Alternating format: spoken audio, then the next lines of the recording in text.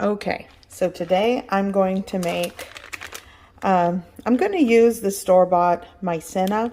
This is Atole de chocolate. It's like a chocolate milk drink that's kind of thickened with cornstarch. Pretty similar to like champurrado, but it's really just chocolate atole. It has a little bit of a different flavor. So I'm going to be using some cinnamon sticks. And for those of you that always wonder, this is Ceylon cinnamon sticks. So yeah, that's what I'll be using. I'm also going to sweeten slightly with a little bit of piloncillo. This is cane sugar, brown cane sugar. It's really hard. And what I've done over here is just cut it in half because I'm going to use just a small amount.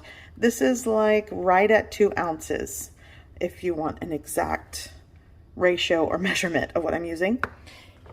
I'm going to bring 1 quart of fat-free milk. You could use whatever milk you have. I have skim milk today. I'm going to bring this to a boil, and then I'm going to mix this package into cold milk, into 1 cup of cold milk. You want to make sure you mix this in the cold milk first, then you're going to add it to your simmering milk. But anyways, let's get started. The weather's getting cold, and I want some atole.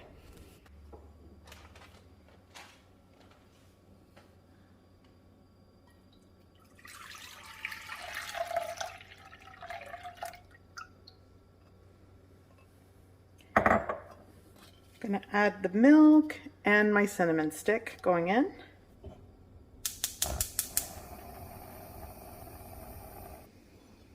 I'm gonna cover this with a lid to expedite the milk to get it to simmer a little bit quicker. And you'll want to gently simmer that for about 5 minutes. I'm also, while I'm waiting for this to come up to temp here, I'm going to add the piloncillo. You can just add regular sugar. You can leave it out. I like to add a little bit of piloncillo with the cinnamon. It really gives it that Mexican style atole taste. So I'm going to combine my chocolate drink mix into the cold cup of milk.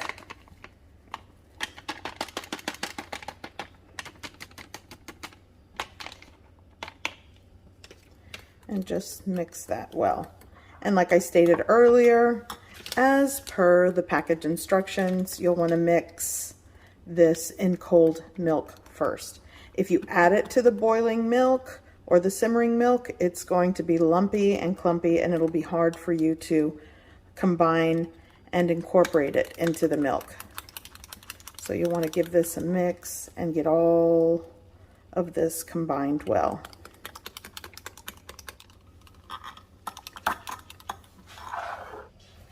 Okay, so this has been simmering. I actually lowered the heat because I didn't want it to boil over.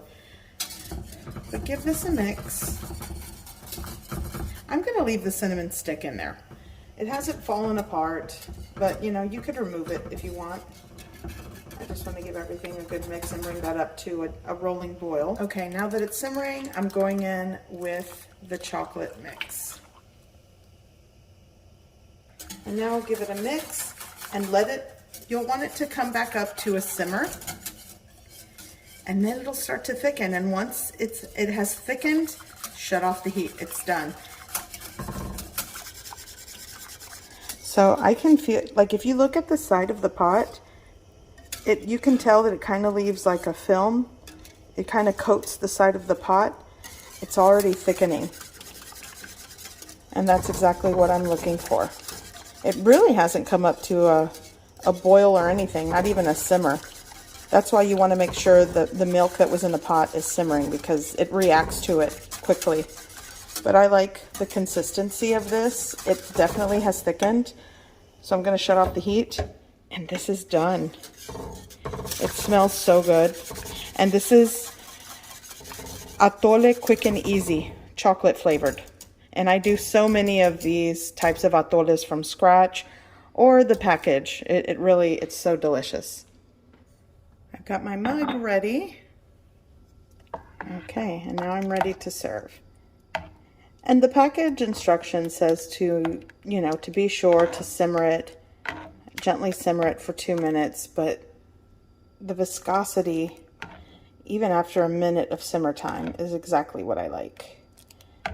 It's so good. And you can remove the cinnamon stick, by the way, but I just leave it in. But that's my quick and easy atole de chocolate. It's such a treat, especially when the cold fronts come through. So let's get a little bit in my cup and have a sip.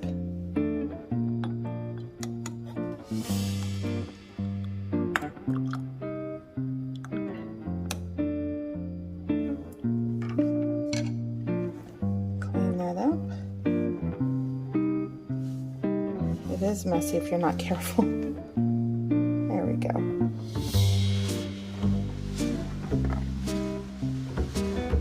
Perfect. I hope you give this recipe a try. I hope you like it. And thanks for watching.